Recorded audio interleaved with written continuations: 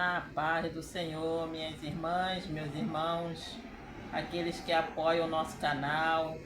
Mais uma vez aqui, irmã Deise Messias, para trazer mais uma porção da palavra do Senhor. Hoje eu vou falar sobre um costume do povo de Israel.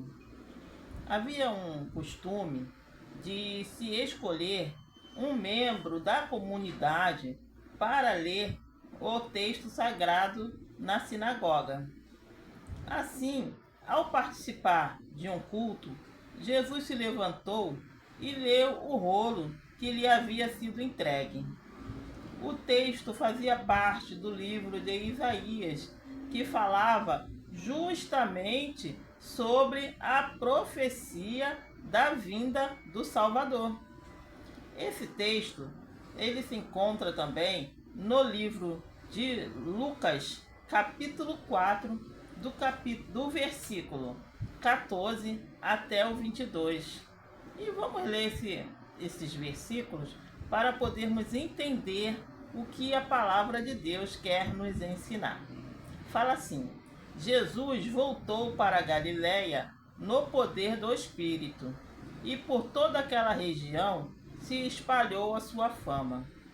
Ensinava nas sinagogas e todos o elogiavam. Ele foi a Nazaré, onde havia sido criado, e no dia de sábado entrou na sinagoga, como era seu costume, e levantou-se para ler. Foi-lhe entregue o livro do profeta Isaías. Abriu-o e encontrou o lugar onde está escrito: O Espírito do Senhor está sobre mim, porque ele me ungiu para pregar boas novas aos pobres. Ele me enviou para proclamar liberdade aos presos e recuperação da vista aos cegos, para libertar os oprimidos e proclamar o ano da graça do Senhor. Então ele fechou o livro, devolveu-o ao assistente e assentou-se. Na sinagoga todos tinham os olhos fitos nele. E ele começou a dizer-lhes: Hoje se cumpriu a escritura que vocês acabaram de ouvir. Todos falavam bem dele e estavam admirados com a palavra de graça que saía de seus lábios. Mas perguntavam: Não é este o filho de José? Pois é, irmãos. Hoje eu quero falar com vocês a respeito da missão de Jesus na Terra. Uma missão muito grande, então eu vou falar só um pouquinho sobre essa missão.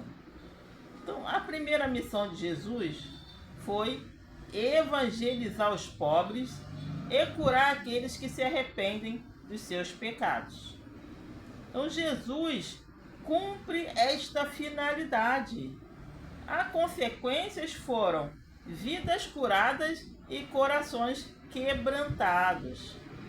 A segunda missão de Jesus foi libertar os cativos, pessoas prisioneiras do pecado, capturadas pelas mazelas mundanas, submetidas a uma força a qual não consegue se libertar. Mas Jesus veio para libertá-las do poder das trevas.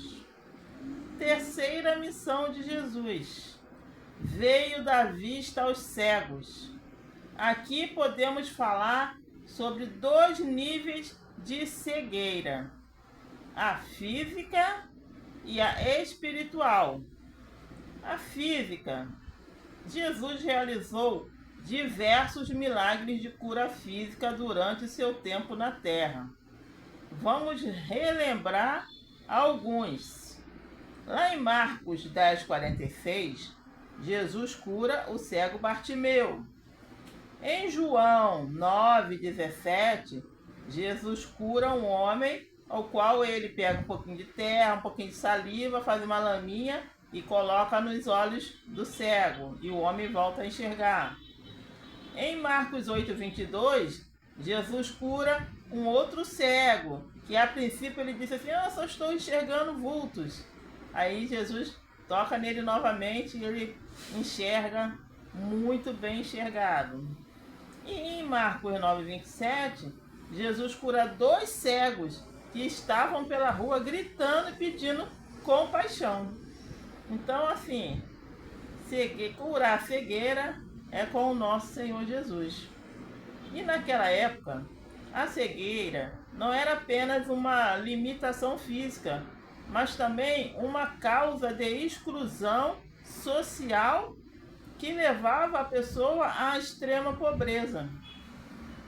Ao devolver a visão física, Jesus estava restaurando a dignidade e demonstrando o seu poder sobre a criação, cumprindo o que está escrito lá em Isaías 35, versículo 5, que está escrito assim: então os olhos dos cegos se abrirão e os ouvidos dos surdos se destaparão. Olha só que linda a palavra do Senhor, né? Com essa profecia já prevendo a chegada do Messias.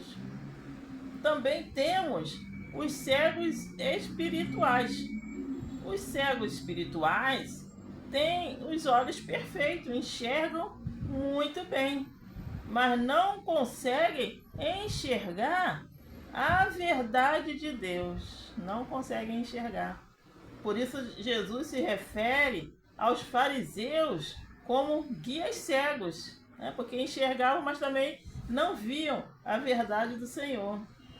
E dar vista aos cegos significa abrir os olhos do entendimento para que a pessoa compreenda quem é Jesus e também o seu propósito de vida.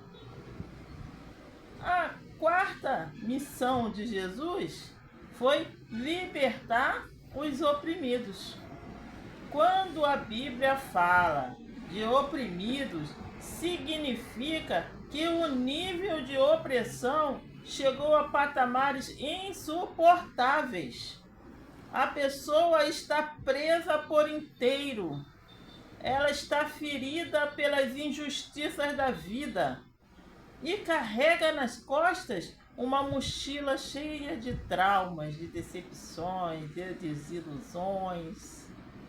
Entendem isso, meus irmãos? Então, Jesus veio para nos libertar, para libertar os oprimidos. E aqui, Jesus, ele propõe a todos os homens uma libertação em 3 etapas.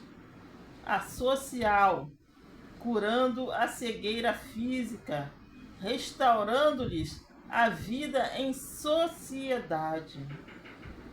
A espiritual, aproximando o homem de Deus, libertando-o do império das trevas.